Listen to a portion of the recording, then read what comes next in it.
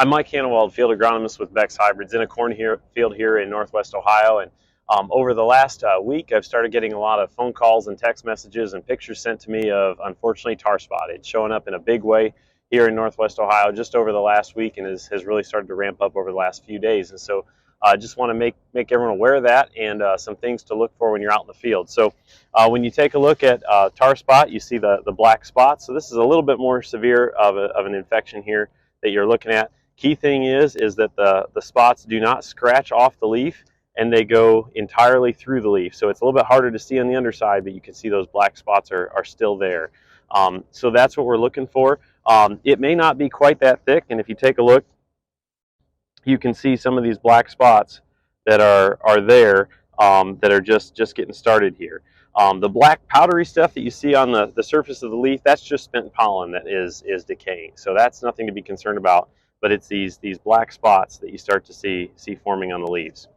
The other thing I'm seeing out here as we look is seeing a lot of gray leaf spot starting to get established. And so that's this brown colored lesion, despite the name, but that's gray leaf spot, stays between the veins with the dark brown ring around it.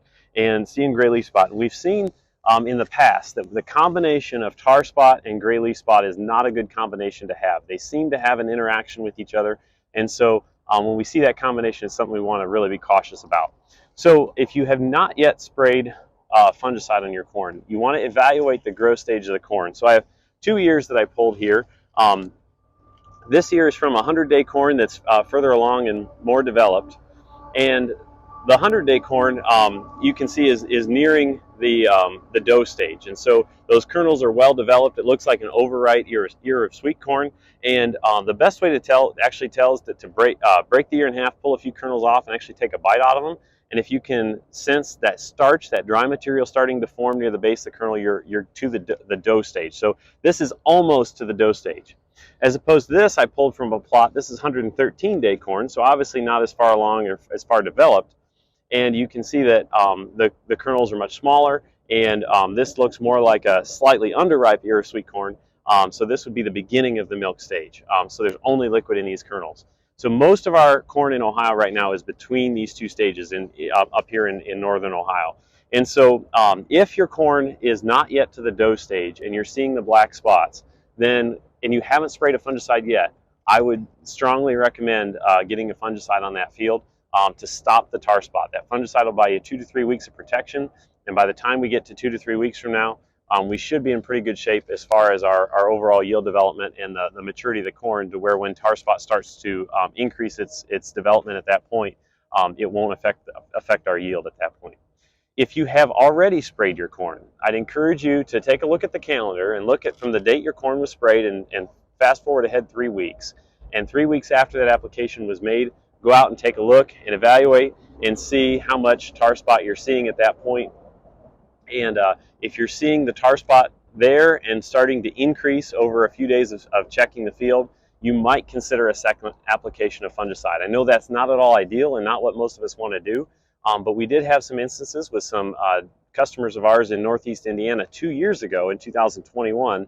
They had an infection of tar spot, and the second application of fungicide actually paid them back in a higher yield increase than what their first application of fungicide did, because the tar spot was severe enough. So not necessarily something that everyone's going to have to do, but I'd encourage you to at least check it, because tar spot can, when it infects prior to the dough stage, it can be fairly serious as far as its impact on the crop. If you come out to your corn and you're nearing the dough stage or at the dough stage and you don't have any black spots yet, you're in good shape. Any tar spot infection that happens after that is going to have minimal to no impact on yield. So keep that in mind as well. Last thing I want to comment is just a quick note on soybeans. I'm starting to see some sudden death syndrome out in soybeans, particularly in the earlier planted soybeans planted in April. We had cool, wet conditions after those beans were planted, and that's prime for the infection of sudden death. And so that's starting to show up. That's the green veins with yellow and brown lesions in between the veins on the leaves. The way to know for sure that it is sudden death syndrome is to split the stem open, and you look at the cortex, which is the outer edge of the stem. And if that's not the normal healthy white color, if you're starting to see some brown discoloration there, you need to, then that would be an indicator that you're looking at sudden death syndrome. There's nothing we can do about it at this point. But it's a good thing to note, especially if that field's going to go back to beans again next year. You might want to evaluating adding an additional seed treatment to that field, since you're going to have a population of sudden death in that field this year. So if you have any questions about these or any other agronomic topics, feel free to reach out to myself or your local Beck's representative, and we'd be happy to help.